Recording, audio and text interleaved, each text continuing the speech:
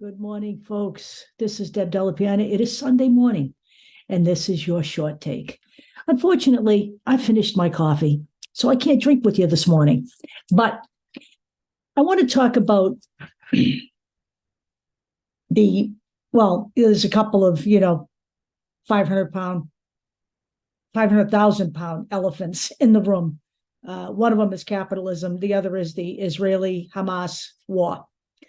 We're not going to talk about capitalism this morning, but we are going to talk about the second topic. So I just want to be the first to deliver this bad news to everyone. The United States of America has both an Islamophobia problem and an anti-Semite problem. Period. End of story. Anybody who floats around social media, at any time while this whole conflict has been going on can see it. Okay? It should be relatively obvious to people. I want to start off by giving you a few facts, okay? Here are the facts. There are 8 billion people on the planet. There are only 16 million Jewish people on the planet. In the United States of America, there are 337 million people residing here. Of that 337 million people, only 7.6 million are Jewish people.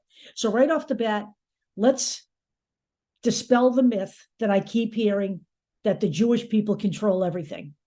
Okay? They don't. That's one of those right-wing tropes.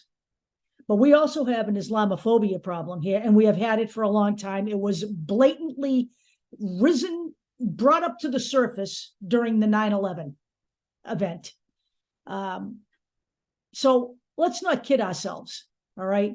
Let's not kid ourselves. Let's not kid ourselves about another thing here.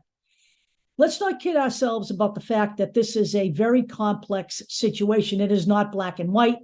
This is the fifth war between these two groups. The problem is the hardline right-wingers in Israel and the Hamas terrorists are of the same inclination. They don't believe the other side should exist in general. So what I want to talk about is support for both countries. From my perspective, the whole reason for this problem is Benjamin Netanyahu's extremist right-wing government in Israel, which I don't know how he keeps getting reelected. Personally, I think the elections in Israel, I know nothing about them, but to me, they seem rigged. I'm just going to say it. This is a guy who's brought up on, he's like the Donald Trump of Israel. Honestly, he's been brought up on corruption charges. He's totally corrupt. He's totally evil, and he keeps getting reelected. Okay. I happen to also know that there are plenty of people in Israel who don't agree with what he's doing to the people in Palestine. I actually know there are plenty of people in the United States who are Jewish who don't agree with what he's doing in Palestine. So to state that the Israeli people brought this on themselves, what Hamas did, that's anti-Semitism, just so you understand that. Okay. But Hamas being considered a government is a joke. Hamas took over governance of Gaza because it gave them a platform for them to terrorize Israel, the Israeli people. They don't terrorize the Israeli government. They terrorize the Israeli people, which is what they did to the 1,300 people that they terrorized, took hostages with, and, in my opinion, crossed the line. They're a terrorist organization. Hamas has been a terrorist organization from the beginning. They are run, fed, funded by Iran and Putin. End of story. Okay? End of story. They're not a government. They never have been a government. They're a bunch of terrorists. So if we're going to call the Israeli government terrorist, Benjamin Netanyahu, we got to call Hamas terrorists because they actually are. And I'm going to tell you where I am right here in America. Do I think we should continue giving all this money unabated to Benjamin Netanyahu? No, I don't. But that's not entirely Joe Biden's call. This has been a long-standing thing that we have done in the United States, and it takes time to change all of that. But at least we're moving in that direction. Okay? We have just blocked another $10 billion worth of aid because we need strings attached to it. The U.S. government is actually now pushing back on Netanyahu, something that has never been done before. The United States is refusing to give visas to people who are considered Israeli extremists who have made settlements in Gaza. So they cannot come here to get out of Gaza.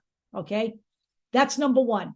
Number two, Kamala Harris has already delivered the message to Benjamin Netanyahu that the Biden administration vision for Palestine after the war is very different from what the Israeli people are thinking. The Israeli people are thinking that the Israeli government is thinking that it can occupy that territory and keep control of it for a period of time after the war is over. That is not what the Biden administration envisions. But all of this change takes time to make. It is not an overnight thing. It's not like you just stop the money, just unilaterally stop it. It got voted on. That's how this works in America, okay? We don't unilaterally stop anything. Unless you're going to elect Donald Trump, then he's going to stop plenty of things like your freedoms. Which brings me to my final conversation here.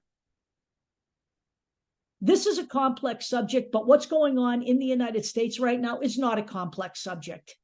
And I can tell you this right now. I may not be thrilled with everything that's going on in the Middle East, but I don't live in the Middle East. I live right here. My children live here. I don't have any grandchildren, but I know plenty of people who do. We have two fronts. We need to continue to push for change where we think change needs to be made, okay? This is something that needs to change. We need to stop just giving Benjamin Netanyahu millions of dollars, billions of dollars, so that he can use it to oppress people. We get that. This whole group gets that. But it gets done in a way that is equitable for everybody. The Israeli people just cannot be left unsupported, period. And neither can the people in Gaza. And they are not being left unsupported. But I can tell you this, as impatient as everyone is here, I am not allowing anything going on in the Middle East to affect my vote in the United States come November 2024. We have a clear and present danger right here.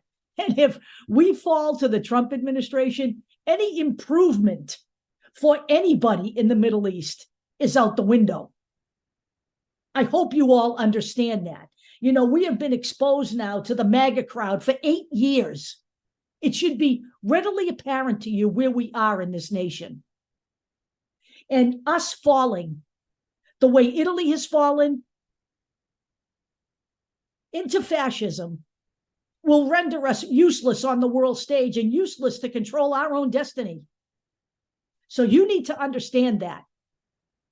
We have one choice in the United States of America, and the choice that we should be basing our vote on isn't Israel or Palestine. It should be democracy or fascism, Biden or Trump, because you can talk about all of the bullshit, all of the pretenders to the throne that are out there, all of the vanity players, the Chris Christies, the Nikki Haley's, the RFK Juniors, the No Labels Party, Joe Manchin, all of the fraudsters, Jill Stein, fraudster, okay? All of them. They're not going to fucking solve any problems because they don't have a prayer in the world of getting elected. Neither does Cornel West. I forgot him too. We have two choices, Trump, Biden. Unless something changes, that's the way we need to look at this. Democracy, fascism. I don't care what's going on in the rest of the world. That will get resolved one way or another. But right here, right now, the only people that can resolve what's going on here are the voters. And our minds and our purpose can't be clouded with all of this bullshit that's going on. So please get a clue. There are things that are changing. Everything is in progress from what I can see. Will there be bumps in the road? Absolutely. Nothing changes instantly.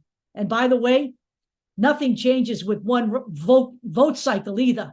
You will not get rid of all of the traitors in this country in one cycle. So you better get your voting shoes on across the board for beyond 2024 as well.